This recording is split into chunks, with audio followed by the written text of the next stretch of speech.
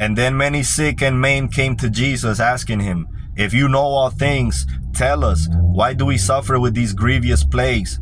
Why are we not whole like other men? Master, heal us, that we too may be made strong, and need abide no longer in our misery. We know that you have it in your power to heal all manner of disease. Free us from Satan and from all his great afflictions, Master. Have compassion on us. And Jesus answered, Happy are you that hunger for the truth, for I will satisfy you with the bread of wisdom. Happy are you that you knock, for I will open to you the door of life. Happy are you that you would cast off the power of Satan, for I will lead you into the kingdom of our mother's angels, where the power of Satan cannot enter. And they asked him in amazement, Who is our mother and which are angels? And where is her kingdom? Your mother is in you, and you in her. She bore you, she gives you life. It was she who gave you your body, and to her shall you one day give it back again. Happy are you when you come to know her in her kingdom. If you receive your mother's angels, and you do her laws, I tell you truly, he who does these things shall never see disease, for the power of our mother is above all, and it destroys Satan in his kingdom, and has rule over all your bodies and all living things. The blood which runs in us is born of the blood of our earthly mother. Her blood falls from the clouds, leap us from the womb of the earth, babbles in the brooks of the mountain, flows wide in the rivers of the plain, sleeps in the lakes, rage mightily in the tempestuous seas. The air which we breathe is born of the breath of our earthly mother. Her breath is as sure in the heights of heaven, sought in the top of the mountains, whispers in the leaves of the forest, billows over the cornfields, slumbers in the deep valleys, burns hot in the desert.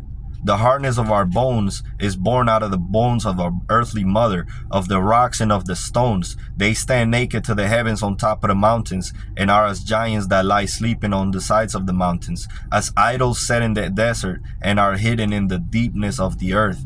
The tenderness of our flesh is born of the flesh of our earthly mother, whose flesh waxes yellow and red in the fruit of the trees, and nurtures us in the furrows of the fields.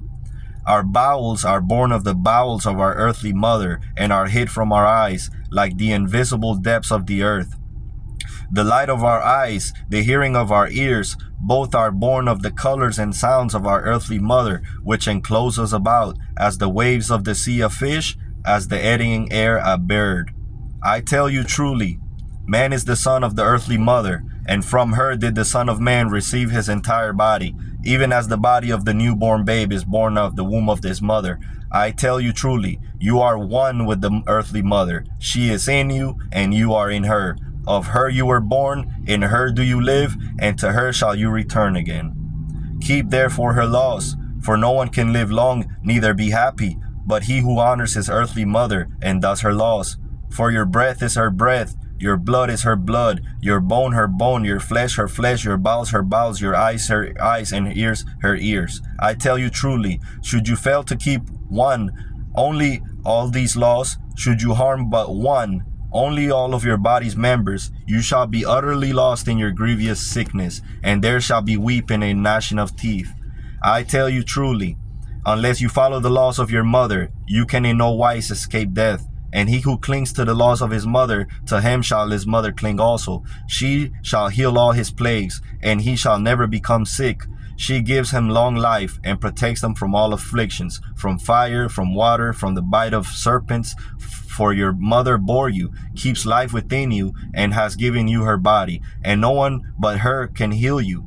Happy is he who loves his mother, and lies quietly in her bosom. For your mother loves you, even if you turn away from her. And how much more shall she love you, if you turn to her again? I tell you truly, very great is her love, greater than the greatest of mountains, deeper than the deepest seas.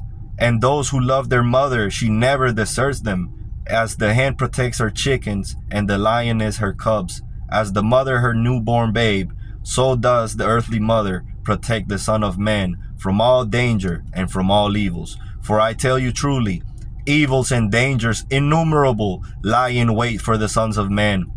Beelzebub, the prince of all devils, the source of every evil, lies in wait in the body of all the sons of men. He is death, the lord of every plague.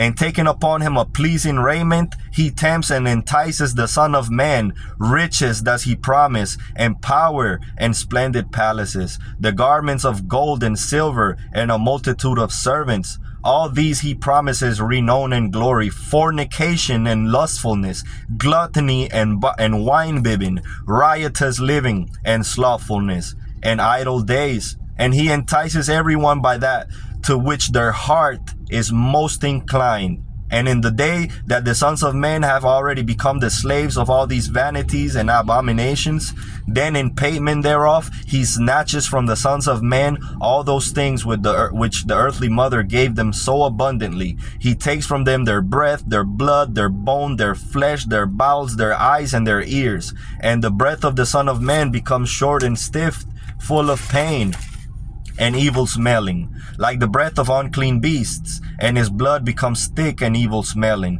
like the water of the swamps, and it clots and blackens, like the night of death. And his bone becomes hard and knotted, and it melts away within and breaks asunder as a stone fallen upon a rock. And his flesh waxes fat and watery, it rots and putrefies, with scabs and boils that are an abomination.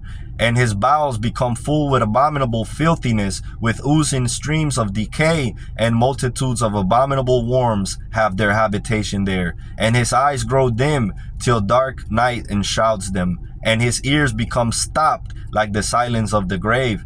And at last all shall the erring Son of Man lose his life, for he kept not the laws of his mother, and added sin upon sin.